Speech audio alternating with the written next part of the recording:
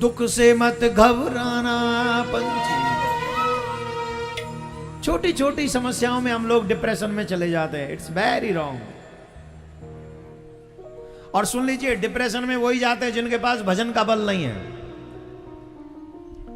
जिनके पास सत्कर्म का बल नहीं है। जिन लोगों ने अपने भजन का बल बढ़ा लिया है, वो कितनी भी बड़ी मुसीबत आ जाए, संकट आ जाए, वो डिप्रेशन में जा ही नहीं सकते, क्योंकि ठाकुर जी का नाम उसे डिप्रेशन से बचा लेगा। और आजकल बच्चों पे बहुत मुसीबत है। देखो भैया, सरकार ने नारा दिया है, बेटी पढ़ाओ बेटी बचाओ। दिया है कि नहीं दिया है? जोर से बोलो।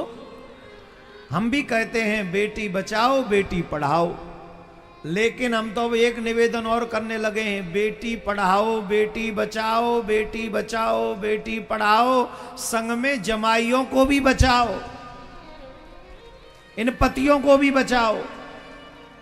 अरे जब ये पुरुष ही ना रहे तो ये देवी ने क्या करेंगे? कितनी बचेंगी देवी? जब पुरुष ही मर जाएंगे, सिलट जाएंगे। हम गलत तो नहीं कह रहे? इतनी निर्ममता कहां से आ सकती है किसी में? काट के सीमेंट में डाल के खत्म। इतनी निर्ममता, इतना निर्दयता। अरे जिसके साथ 7 फेरे लिए हैं, उसे हमने पता नहीं कैसे कैसे काट दिया और उसी के ऊपर सीमेंट डाल दिया। अरे राम राम राम। तो सरकार से हमारा निवेदन है, और बिहार की सरकार से भी है और उस प्रदेश देश की सरकार से भी है, महाराज बेटी बचाओ बेटी पढ़ाओ, संग में बेटा भी बचाओ। कहूं ऐसा ना हो कि बेटा के बिना तुम्हारा देश रह जाए। दोनों बचने चाहिए, बेटा और बेटी। और ये मैं गारंटी से कह सकता हूं, आधुनिक मॉडर्न एजुकेशन इन दोनों को बचने नहीं देगी। अगर इन दोनों को बचाना है तो हमारी गुरुकुलम परंपरा फिर से स्थापित करनी पड़ेगी, जिससे बेटी भी बचेंगी और बेटे भी बचेंगे। हम ये कोई भाव में बोल नहीं रहे हैं, यही हमारे ऋषियों का ज्ञान था। बेटी असुरक्षित क्यों है? बेटी असुरक्षित क्यों है?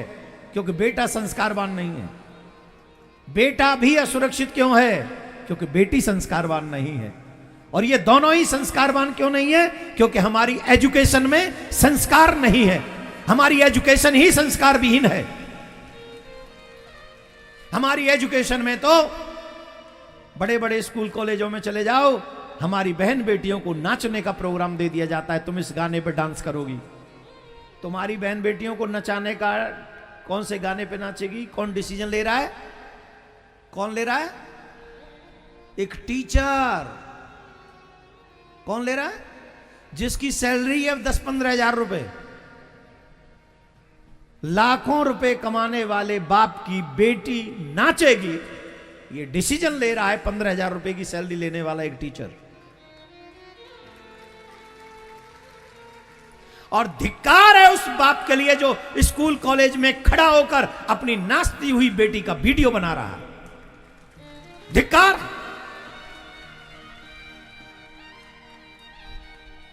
सड़क बनने से, पुल बनने से, बहुत बड़ी बड़ी बिल्डिंग बनने से देश का निर्माण नहीं हो सकता। अगर इस देश का निर्माण ईमानदारी से कोई चाहता है तो उसे पहले चारित्रिक निर्माण करना पड़ेगा, तब इस देश का निर्माण होगा।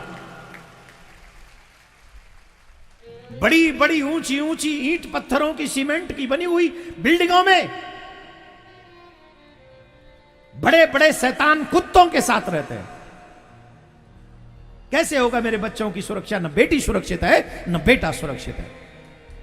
अगर बेटा बेटी सुरक्षित करने हैं तो हमारे जीवन में रामायण आनी चाहिए, हमारे जीवन में भागवत आनी चाहिए, हमारे जीवन में गीता आनी चाहिए, हमारे जीवन में सांस्कृतिक शिक्षा आनी चाहिए, तभी हमारे बच्चे बचेंगे। नहीं तो आप याद रखना, आज की डेट को लिख लो, आज के समय को लिख लो, आज के इस मेरे वचन को लिख लो, एक दिन ये आने वाली पीढ़ी खून की आंसू रोएगी। लिखो। मैं भविष्य वक्ता नहीं हूं, लेकिन जो दिख रहा है अगर थोड़ा भी गंभीरता से सोचोगे तो तुम्हें भी दिख जाएगा जो मुझे दिख रहा है। राधे राधे बोलना पड़ेगा। इसलिए मैं कहूंगा बेटी भी बचाओ, बेटा भी बचाओ, और सबसे ऊपर होगा ये दोनों तब बचेंगे जब पहले अपने सनातन संस्कार बचाओ। सनातन संस्कार बचे तो दोनों बच जाएंगे, अगर ये नहीं बचे तो कोई नहीं बचेगा, ना तुम बचोगे ना हम बचेंगे। राम राम बोलना पड़ेगा। राधे राधे।